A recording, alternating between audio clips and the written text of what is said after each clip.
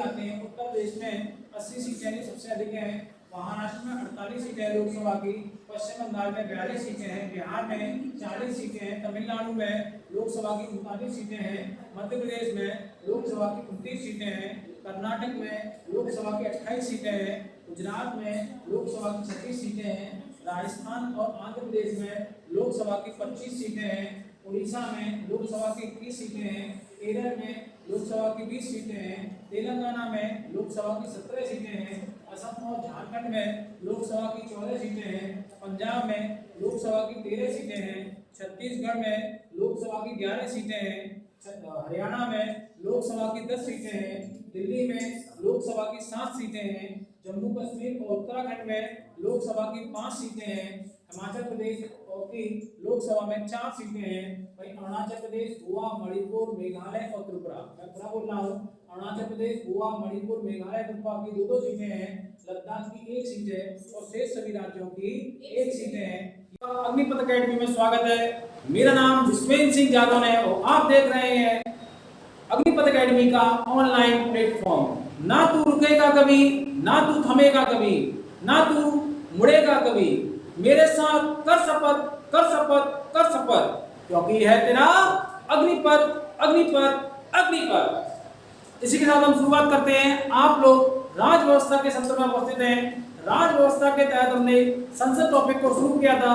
संसद टॉपिक के तहत हमने लोकसभा और राज्यसभा को समाप्त कर लिया है। अब हम संसद की संस्था के बारे में कुछ अन्य टॉपिकों को देखेंगे। अगर हम संसद की संस्था की बात करें, संसद की संस्था संबंधित प्रावधान संविधान में भी दिए गए हैं। इसके अलावा कुछ अधिनियमों में भी इसके संबंधित प्रावधान किए गए हैं। अब संसद की संस्था पढ़ते क्या है? अर्हताएं और निहर्ताएं, मतलब डिस्क्वालिफिकेशन और क्वालिफिकेशन। आप संसद सदस्य बनने के लिए क्या क्या क्वालिफिकेशन रखते हैं और क्या क्या क्वालिफिकेशन नहीं रखते हैं। अगर हमें यह अध्ययन करना है तो संसद की संस्था के लिए अर्हताएं, पहले क्या देखेंगे हम? क्वालिफिकेशन। क्या देखेंगे? क्वालिफिकेशन। क्वालिफिकेशन मतलब अर्हता देखेंगे संसद सदस्यों के लिए। अगर हम संसद सदस्यों की अर्हताओं की बात करें, एक तो संविधान में वर्णित अर्हताएं, इसमें वर्णित हैं संविधान में वर्णित। इसके अलावा लोक प्रतिनिधित्व अधिनियम 1951, इसमें वर्णित है क्या? लोक प्रतिनिधित्व अधिनियम 1951। 2 जगह संविधान की क्वालिफिकेशन वर्णित है। अगर हम संविधान में वर्णित अर्हताओं की बात करें तो एक अनुच्छेद है 84। कितना है? अनुच्छेद 84, आर्टिकल 84। आर्टिकल 84 में कुछ अर्हताएं दी गई हैं। जैसे पहली अर्हता क्या होगी? भारत का नागरिक। क्या होगी? भारत का नागरिक।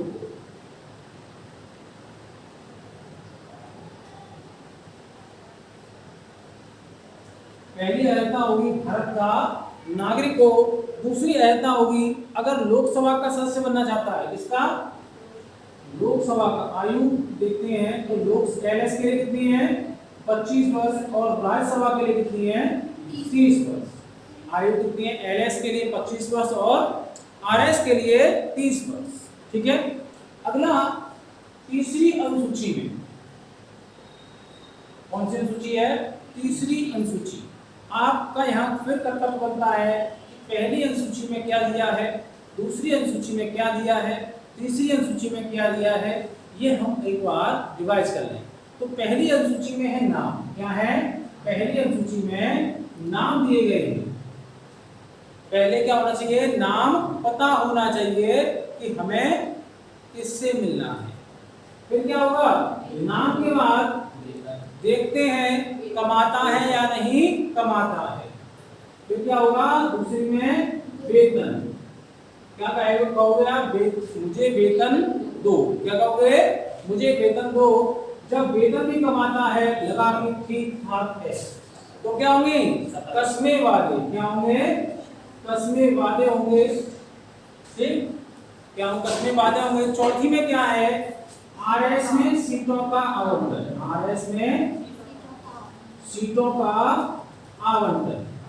ठीक है।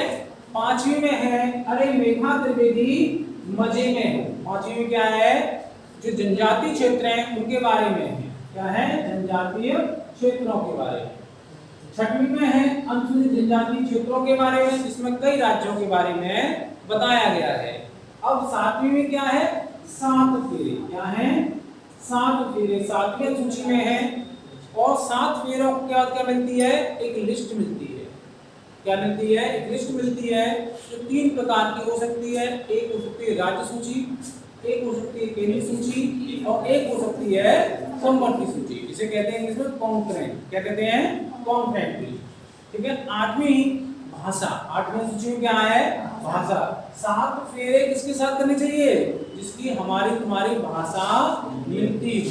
किसका मिलती हो, भाषा मिलती हो, मतलब विचार भी मिलेंगे, भाषा मिलेगी। तो इडली और डोसा खाने वाले हैं और आप पराठे खाने वाले हैं, तो दोनों का मेल नहीं होगा। वो तमिल बोलेंगे, आप हिंदी बोलोगे, ना तो आप समझ पाओगे वो गाली दे रही, ना तुम समझ पाओगे तो तुम गाली दे रहे हो। आठवीं नौवीं में क्या है, नौवीं में भूमि सुधार कानून। क्या है नौवीं में, नौवीं अनुसूची को कब जोड़ा गया, पहले संविधान संशोधन अधिनियम द्वारा जोड़ा गया। 10वीं अनुसूची में क्या है, दल बदल विरोधी कानून। इसे कौन से में संविधान संशोधन द्वारा जोड़ा गया था,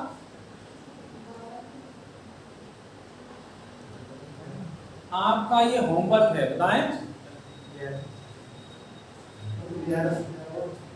किसी को नहीं पता है। 91 में संविधान संशोधन द्वारा 2/3 किया गया था। उससे पहले कब जोड़ा गया था, अगर आपको नहीं पता है तो मैं आपको क्लास में बता दूंगा। पहले क्या करेंगे, आप कमेंट करके मुझे बताएंगे। ठीक है। 11वीं अनुसूची में क्या है, पंचायतें, जो आप लोग खूब करते हैं।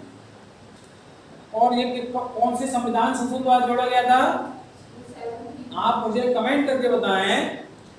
अब 12वीं अनुसूची में क्या है, नगर पालिका।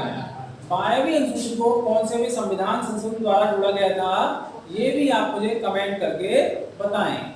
जो मैं YouTube पर क्वेश्चन पूछता हूं उसके आप कमेंट करके आंसर नहीं देते हैं, ये एक अच्छी आदत नहीं है। अच्छी आदत बनाइए। भले ही आप उन क्वेश्चनों को लिख लें, बाद में अलग से कमेंट करें, लेकिन कमेंट आपको अवश्य करने चाहिए। इसके अलावा एक अनुसूची रह गई, 8वीं अनुसूची। 8वीं अनुसूची में कुछ भाषाएं पहले से थी, बाद में कुछ भाषाओं को जोड़ा गया। तो आप मुझे कमेंट करके बताएंगे कि 8वीं अनुसूची में कितनी भाषाएं थी और कौन कौन सी भाषाएं कौन कौन से संविधान संशोधन द्वारा जोड़ी गई। मैं आपको हिंट दे सकता हूं, पहली संविधान संशोधन द्वारा 21वें संविधान संशोधन द्वारा एक भाषा जोड़ी गई। 21 के बाद 71 में 3 भाषा जोड़ी गई और फिर 92 में 4 भाषाएं जोड़ी गई। 21 में जोड़ी गई सिंधी थी, और जो 71 में जोड़ी गई वो 3 भाषाएं थी, उनका नमक कहा था हमने। और 92वें संविधान संशोधन द्वारा 4 भाषा जोड़ी गई थी, हमने कहा था बोडो में संत कहा था।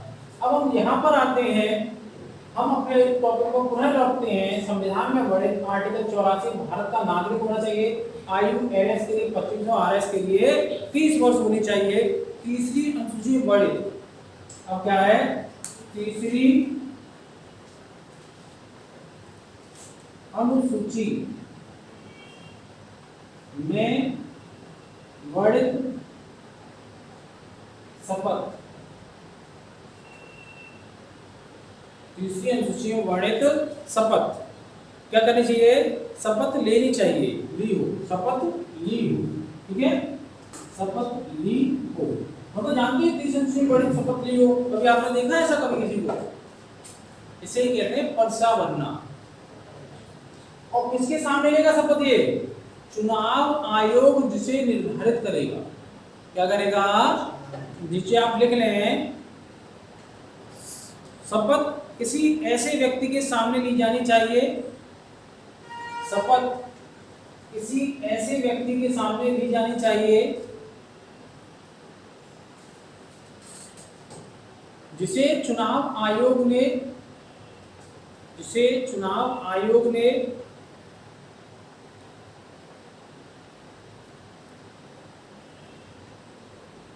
इस कार्य के लिए प्राधिकृत किया हो, इस कार्य के लिए प्राधिकृत किया हो।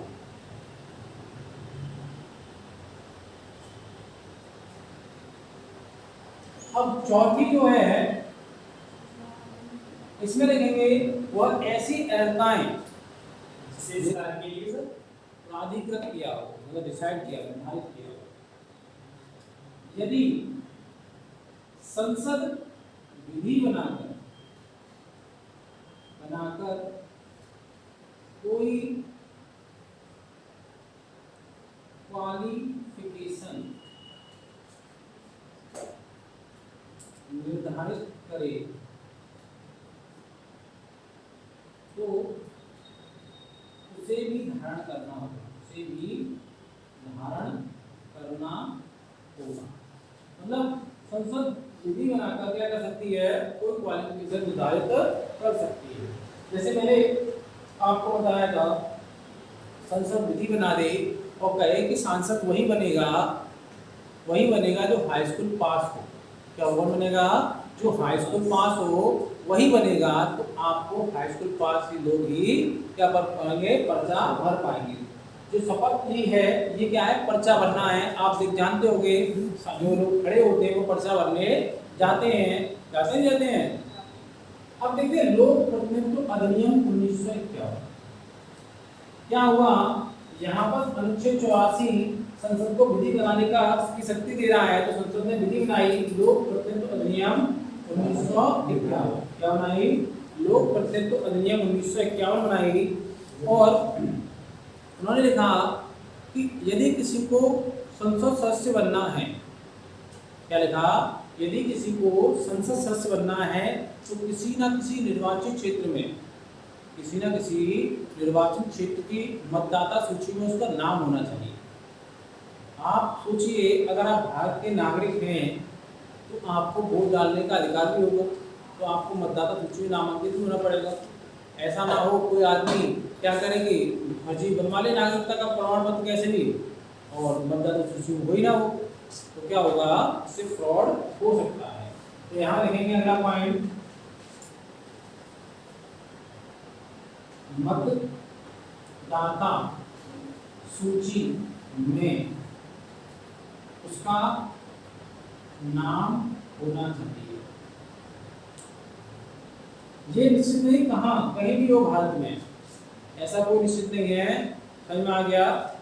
गुजरात का बाबू बनारस में आके धूम मचाता है। गुजरात का बाबू कहाँ धूम मचाता है? नाम क्या है उनका? नरेंद्र मोदी। कौन है वो? भाई गुजरात के तो हैं। सांसद कहाँ से हैं वो? बनारस के सांसद हैं। कहाँ के सांसद हैं वो? गंगा मैया की आरती करने आते हैं कि जय गंगा मैया की, जय गंगा मैया कहते नहीं कहते हैं। अब इसके अलावा आप एक बार समझिए, अगर कोई SC ST का व्यक्ति है, SC ST की सीट पर चुनाव लड़ना चाहता है,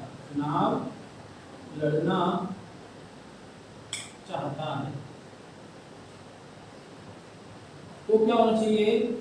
केंद्र की जो SC ST की लिस्ट है उसमें उसका नाम होना चाहिए। केंद्र ने बताया है कि ये जातियां आरक्षित मानी जाएंगी, उसका अंग होना चाहिए। तो केंद्र ने क्या है, केंद्र ने जिन को SC ST घोषित किया है वह उसी समुदाय का अंग होना चाहिए, इतनी बात समझ में आ गई? वह उसी का अंग होना चाहिए। लेकिन अगर कोई SC ST का व्यक्ति अनारक्षित सीट पर, किस पर?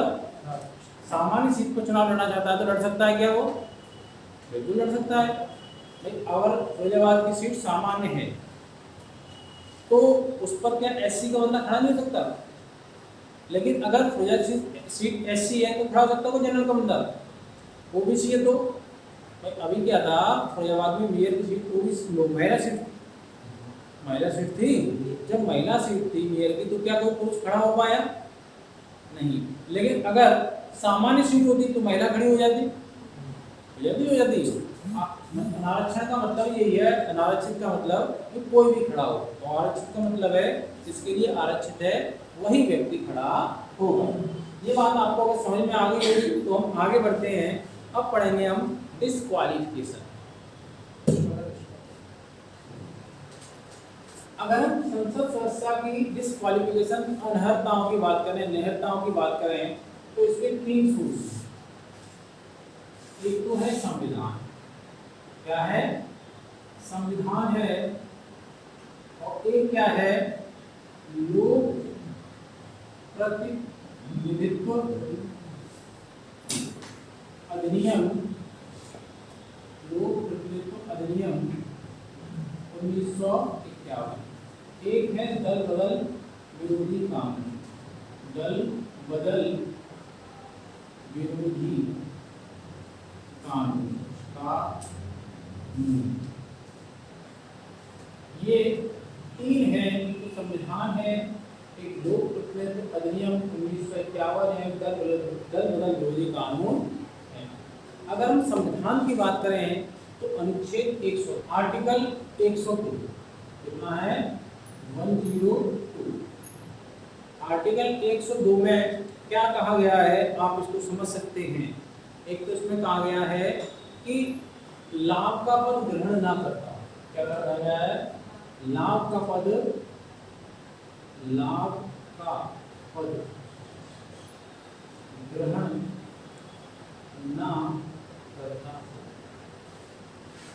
लाभ का पद ग्रहण ना करता।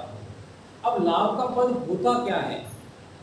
लाभ का पद होता क्या है इसकी परिभाषा ना तो संविधान में दी गई है और ना ही लोक प्रतिनिधित्व अधिनियम 1951 में दी गई है। लाभ का पद की परिभाषा संविधान में नहीं है, ना ही किसी अधिनियम में दी गई। समझ में आ गया? ना तो संविधान में दी गई है ना अधिनियम में दी गई, बस इतना कहा गया है। क्या कहा गया? मंत्री का पद, लाभ का पद नहीं है, लाभ का पद नहीं है, मंत्री का पद लाभ का पद नहीं है। इतनी बात इसमें कही गई है। इसके अलावा जो बात कही गई है वो कहा गया है कि जो लाभ का पद शब्दावली को न्यायालय ने स्पष्ट किया और कहा कि प्रतीकात्मक राशि या मानवीय राशि को लाभ का पद नहीं माना जाएगा। समझ आया? न्यायालय ने क्या कहा कि प्रतीकात्मक राशि या मानदेय को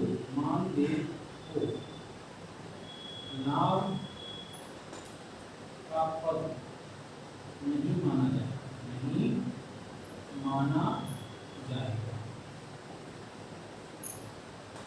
बात समझ आ गई? लाभ का पद नहीं माना जाएगा। इसके अलावा आपको पता है क्या ना हो, अगर आप देखें क्या नहीं होना चाहिए भाई? दिवालिया नहीं होना चाहिए, उन्मुक्त दिवालिया, ऐसा दिवालिया नहीं, उन्मुक्त दिवालिया नहीं होना चाहिए। विकृत मस्तिष्क का ना हो, क्या ना हो?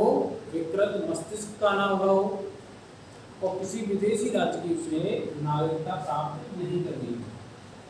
विकृत मस्तिष्क का नहीं होना चाहिए, विदेशी नागरिकता प्राप्त नहीं करनी चाहिए उसे। और तीसरा क्या है? संसद द्वारा बनाई गई विधि, अगर संसद ने कोई विधि बनाई है तो उसके तहत वह अयोग्य घोषित नहीं होना चाहिए। संसद की विधि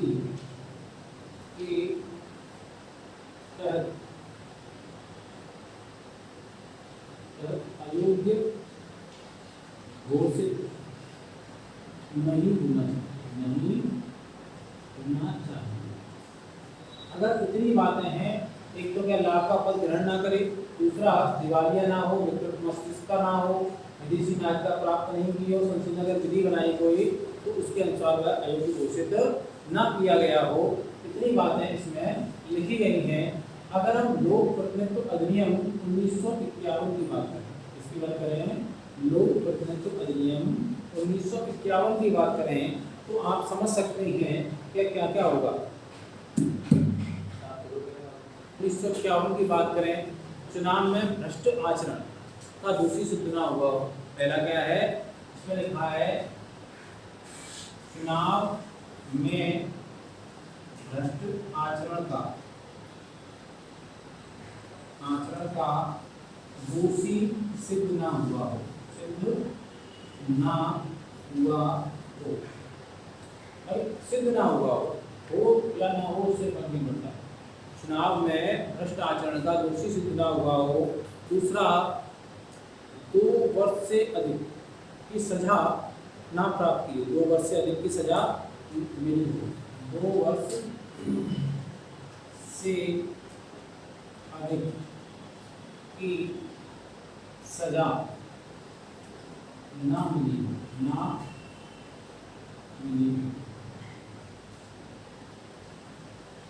अगर 2 वर्ष की सजा मिली तो क्या हो जाएगा, निहित हो जाएगा। जेल का मतलब सजा होती है बेटा, वही है ये। अगर सजा मिली है तो सजा मिलने के लिए आपको उत्तराखंड की वादियों में घूमने के लिए मौका नहीं मिलेगा। आपको न्यायालय सजा देता है, आपको 2 वर्ष का कारावास मिलता है, उस कारावास के तहत आप उत्तराखंड की वादियों में स्विट्जरलैंड घूमने जाएं और वहां पर रहें।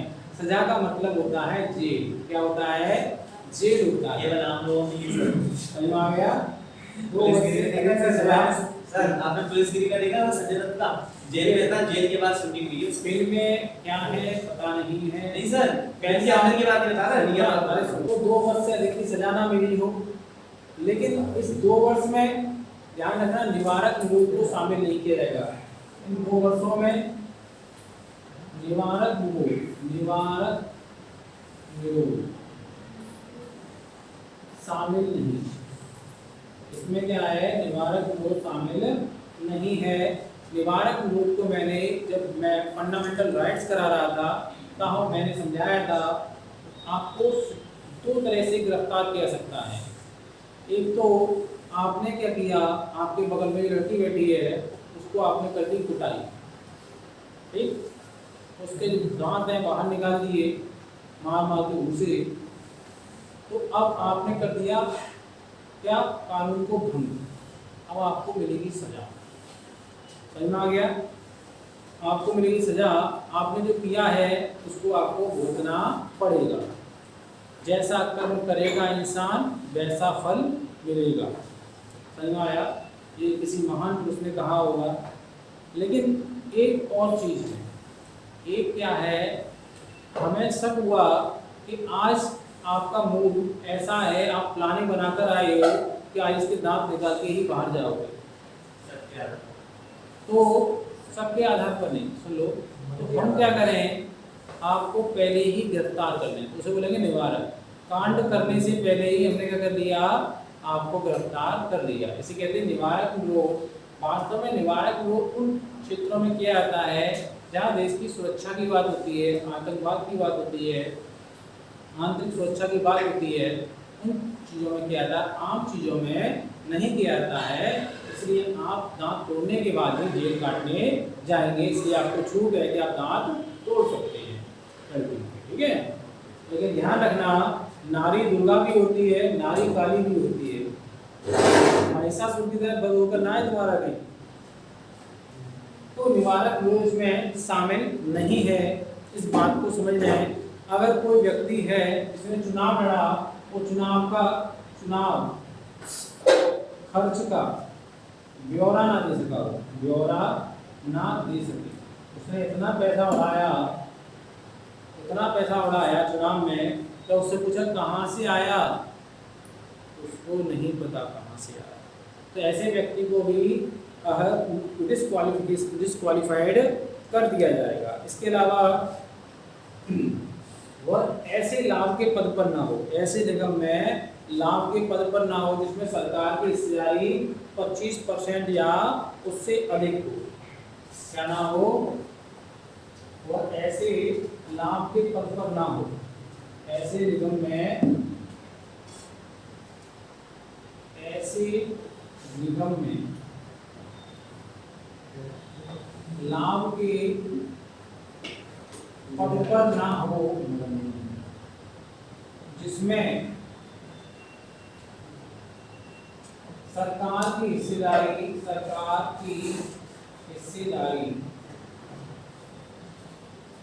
25% या अधिक हो, 25% या अधिक हो, तो भी इसे क्या माना जाएगा, डिस्क्वालिफाइड माना जाएगा। वियोग बहुत समय तक बर्दाश्त नहीं होता। अब ऐसा ना हो कि आप करते हो सरकारी नौकरी, आप कर रहे हैं यूपी पुलिस की तैयारी और आपको भर्ती होगी यूपी पुलिस में, आपको क्या कर दिया, फिर नौकरी से बर्खास्त कर दिया भ्रष्टाचार के आधार पर, या सरकार के प्रति निष्ठा का आप में कमी है, सरकार ने आपको ऑर्डर दिया, आपने उस ऑर्डर को नहीं माना। सरकारी नौकरी से बर्खास्त, इसके आधार पर भ्रष्टाचार, भ्रष्ट आचरण के आधार पर, या फिर सरकार के प्रति निष्ठा का अभाव, इसका मतलब में निष्ठा का अभाव है, कमी है, निष्ठा की कमी है, तो भी आपको इसके लिए सदस्य नहीं बनाया। इससे सरकारी नौकरी जो बर्खास्त किए जाते हैं वो संसद के सदस्य नहीं बन सकते। जिस सरकार में आपका विश्वास ही नहीं है वो सरकार कैसे बन जाएंगे, क्योंकि क्या होता है, जो सदस्य होते हैं तो सरकार बनाते हैं, तो सरकार आप नहीं बन सकते। इसके अलावा आपने अगर लिया दहेज, यानी आपने दहेज लिया, किसी महिला को सती करा दिया, क्या करा दिया, दहेज, सती तथा जातिगत भेदभाव, सती तथा जातिगत भेदभाव क्या है, अगर आप जातिगत भेदभाव रखते हैं, सती प्रथा है, छुआछूत, क्या करते हैं, छुआछूत,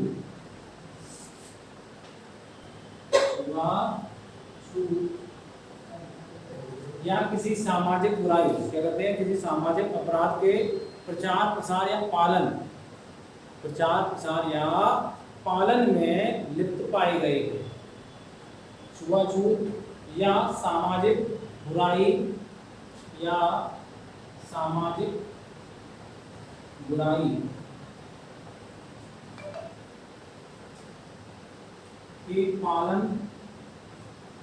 के पालन या प्रचार प्रसार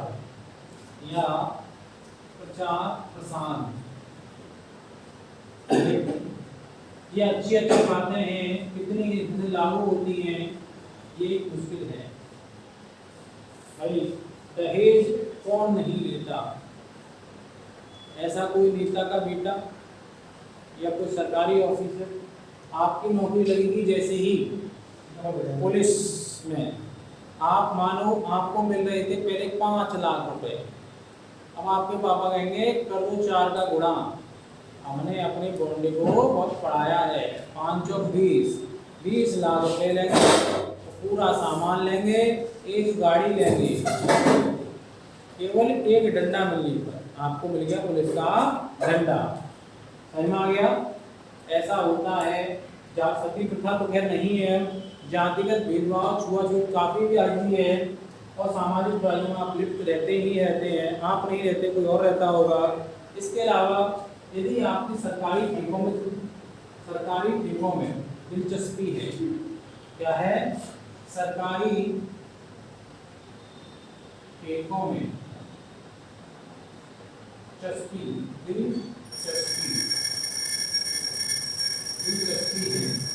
तो मान लो कि आप सरकार नहीं बनेंगे। समझ में आ गया? सरकारी ठेकों में क्या है, आपकी दिलचस्पी है या अन्य किसी सरकारी सेवा में आपकी क्या है, दिलचस्पी है, तो भी आप क्या नहीं बनेंगे, सरकारी तो भी आप सदस्य नहीं बन सकते। इतनी बातें समझ लो। अब हम देखेंगे दल बदल विरोधी कानून। सर सरकारी ठेके देखिए अनुच्छेद 102 आर्टिकल क्या है, 102 में स्पष्टीकरण दिया गया है। क्या दिया गया है? स्पष्टीकरण। इसमें स्पष्टीकरण दिया गया है। उस स्पष्टीकरण में क्या लिखा है, यदि अनुसूची 10 के तहत यदि किसी को डिस्क्वालीफाई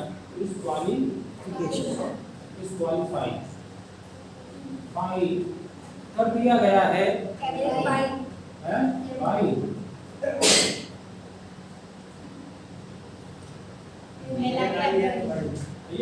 क्वालिफाई कर दिया है तो उसकी संसद सदस्यता खत्म हो जाएगी। क्या हो जाएगी? खत्म हो जाएगी। अब एक बात बताओ, जो 10वीं अनुसूची है ये कब जोड़ी गई? ये 52वां सीए 1985 द्वारा। समझ में आ गया? मैंने इससे पहले क्वेश्चन पूछा था, उसका आंसर अब ये दिया है। इसमें एक संशोधन किया गया, वो कब किया गया? 92वां सीए द्वारा। 92वां सीए द्वारा 2003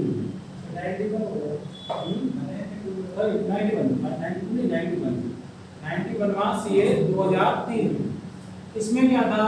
1/3 की शर्त थी और शर्त को 2/3 कर दिया गया। मतलब यदि 52 में कहा गया था अगर किसी पार्टी के 1/3 सदस्य पार्टी छोड़ देते हैं तो उनकी संसद सदस्यता रद्द नहीं होगी। लेकिन फिर 91 में कर दिया गया यदि किसी पार्टी के 2/3 सदस्य सदस्यता छोड़ते हैं तो उनकी सदस्यता रद्द नहीं होगी।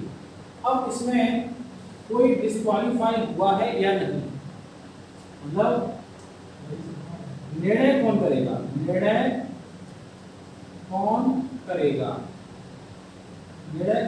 इसमें दल बदल के तहत? चुनाव आयोग। कौन करेगा? चुनाव आयोग निर्णय करेगा। कौन करेगा? चुनाव आयोग निर्णय करेगा। क्या चुनाव आयोग का निर्णय अंतिम निर्णय माना जाएगा या नहीं? नहीं माना जाएगा। कि हो तो होलान मामला कल ही पढ़ाया था, कि हो तो होलान मामला। इसमें मैंने कहा था कि पहले कहा गया था जो अंतिम निर्णय माना जाएगा चुनाव आयोग का। क्या माना जाएगा? चुनाव आयोग का निर्णय अंतिम माना जाएगा। लेकिन इसमें क्या किया गया? एक मामला आया कि हो तो होलान। क्या था? कि उसको होलान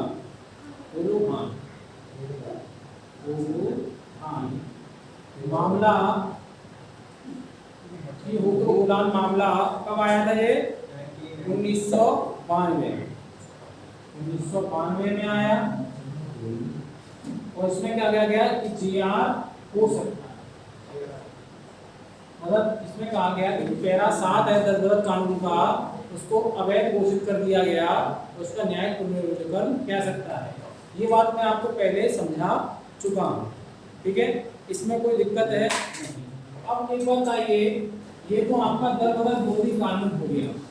इससे पहले मैंने एक लिखाया आपको, इधर देखें, संविधान में बड़े नेता हैं, और एक लिखाया लोक प्रतिनिधित्व अधिनियम 1951 में। इनमें जो निहत्ताएं हैं, इनके अनुसार कोई व्यक्ति निहत्त हुआ है या नहीं, इसका निर्णय कौन करेगा? इसका निर्णय कौन करेगा? इसका निर्णय कौन करेगा बताएं मुझे। अध्यक्ष करेगा या राष्ट्रपति करेगा? राष्ट्रपति। कौन करेगा इसका निर्णय? राष्ट्रपति करेगा। कौन करेगा? राष्ट्रपति करेगा इसका निर्णय।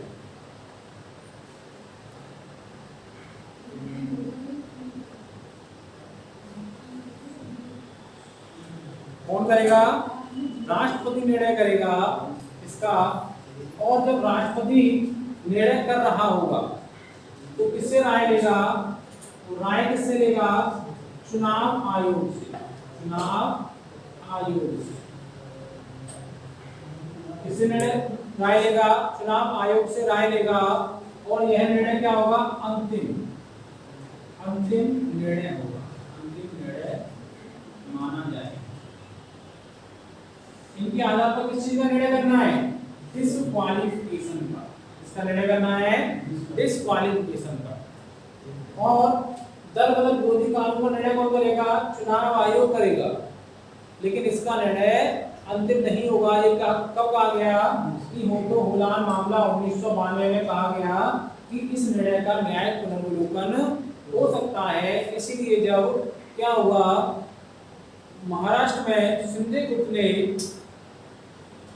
गुट ने बाल ठाकरे के सुपुत्र उद्धव को पटकनी दी तो उद्धव कहाँ पहुंच गए? न्यायालय पहुंच गए। न्यायालय ने भी निर्णय कहा कि जय जय शिंदे और हर हर शिंदे। समझ में आ गई बात? नहीं आ गई? तो आपको डिस्क्वालिफिकेशन समझ में आ गई होंगी। देखिए यहाँ पर दल बदल विरोधी कानून जो हमें पढ़ाया तो निर्णय की बात करी तो निर्णय में हमने चुनाव आयोग लिख दिया था। उसके लिए आप पीठासीन अधिकारी लिख लें, क्योंकि जो निर्णय करता है वो चुनाव आयोग नहीं करता बल्कि पीठासीन अधिकारी करता है। और इसका जियाद हो सकता है।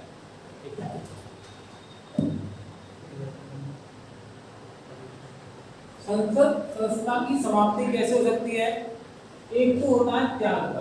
क्या होता है? त्याग पत्र। त्याग पत्र दे सकते हैं, ऐसे हो जाएगी। और क्या तरीका है? और क्या है? संविधान में वर्णित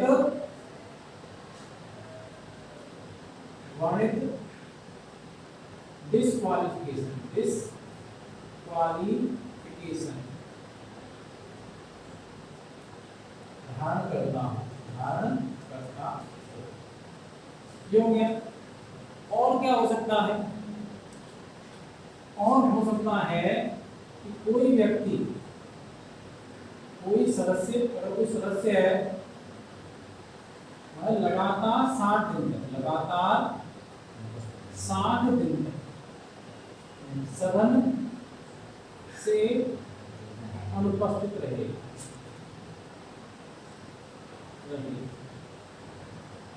लगातार 60 दिन तक क्या रहे? अनुपस्थित रहे। लेकिन इन 60 दिनों में छुट्टियों को नहीं गिना जाए। अगर 4 दिन तक सत्र स्थगित रहता है तो भी नहीं गिना जाएगा। मतलब इसमें कहा गया है, जो सही कहा गया है कि यदि सत्र 17 है, क्या है? सत्र 17 है या लगातार 4 दिनों की अवधि के लिए स्थगित है, नहीं गिना जाएगा। क्या? यदि सत्र 17 है और क्या नहीं गिना जाएगा? लगातार 4 दिनों तक स्थगित है तो नहीं गिना जाएगा। अच्छा, मुझे एक चीज बताइए, ये क्वेश्चन बहुत आता है। ये लाइन वेरी इंपोर्टेंट,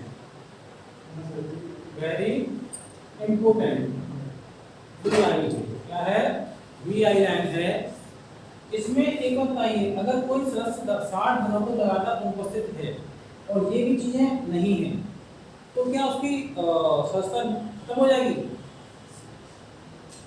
नहीं। इसके बाद भी घोषणा करनी होगी। क्या करनी होगी? यदि अध्यक्ष ने घोषणा नहीं की कि आपकी सदस्यता समाप्त नहीं होगी, इस संबंध में क्या करना होगी? घोषणा करनी होगी। 60 दिन उससे रहता है, उसके बाद घोषणा करनी होगी। उसके बाद क्या करनी होगी? उसके बाद घोषणा करनी होगी। इतनी बात समझ में आ गई या नहीं आई? क्यों भाई, आई नहीं आई? तो घोषणा करनी होगी, उसका पद उसकी जगह रिक्त हो गई है। ये तो आपकी सीधी सीधी हो गई। कुछ ऐसी स्थितियां होती हैं, ये तो आपका सीधा सीधा है। कुछ अन्य स्थितियां, कुछ अन्य स्थितियां। अन्य स्थितियां क्या है? जैसे कोई राष्ट्रपति बन गया या उपराष्ट्रपति बन गया या राज्य का राज्यपाल बन गया, तो क्या होगा? सदस्य नहीं रहेगा। सदस्य नहीं रहेगा। क्यों भाई? सदस्य वह नहीं रहेगा अगर किसी के चुनाव को शून्य घोषित कर दिया। चुनाव शून्य घोषित कर दिया गया तो भी सदस्य नहीं रहेगा। इसके अलावा यदि उसे भ्रष्ट आचरण के कारण सदन से निष्कासित कर दिया गया, भ्रष्ट आचरण के कारण सदन से निष्कासित कर दिया गया,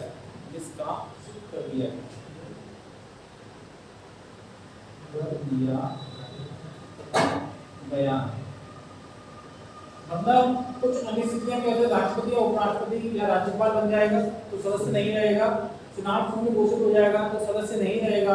भ्रष्ट आचरण के कारण सदन से निष्कासित कर दिया गया है तो वह सदस्य नहीं रहेगा। इसके अलावा त्याग पत्र देगा तो सदस्य नहीं रहेगा।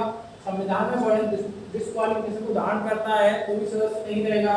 60 दिनों तक लगातार अनुपस्थित रहता और उसके बाद ये घोषणा कर दी गई उसका पद उसकी जगह रिक्त कर दी गई है तो वो सदस्य नहीं रहेगा। इसमें नहीं गिना जाएगा। एक सदस्य है यदि लगातार 4 दिनों तक स्थगित है तो उसे नहीं गिना जाएगा। इतनी बातें आप समझ गए होंगे। संसद सदस्यों के वेतन भत्ते एवं पेंशन आर्टिकल 106 में कहा गया है संसद विधि बनाकर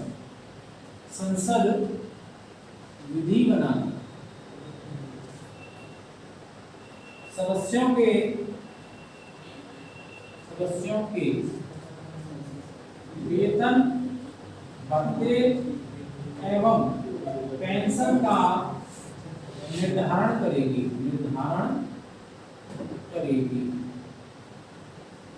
इसी संबंध में क्या हुआ?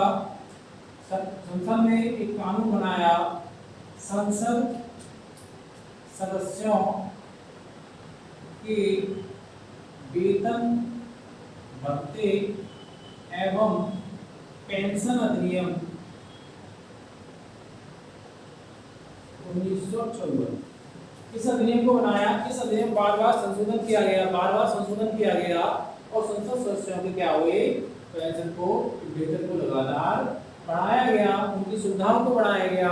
उन्हें घर के खर्च के लिए, उनको टेलीफोन के खर्च के लिए, उन्हें आने जाने का पैसा देने के लिए जितना पैसा दिया जाता है उन्हें एक पीढ़ी के बाद पैसे वाले हो जाते हैं। लेकिन फिर भी संसद सदस्य गरीब है, इसलिए संसद में कैंटीन जैसे सस्ता खाना मिलता है। ठीक है। अब यहाँ संसद के अधिकारी की बात हो। संसद के संसद के अधिकारी, इन्हें पेंशन, इनके लिए अलग अधिनियम है। क्या है? इनके लिए अलग अधिनियम है।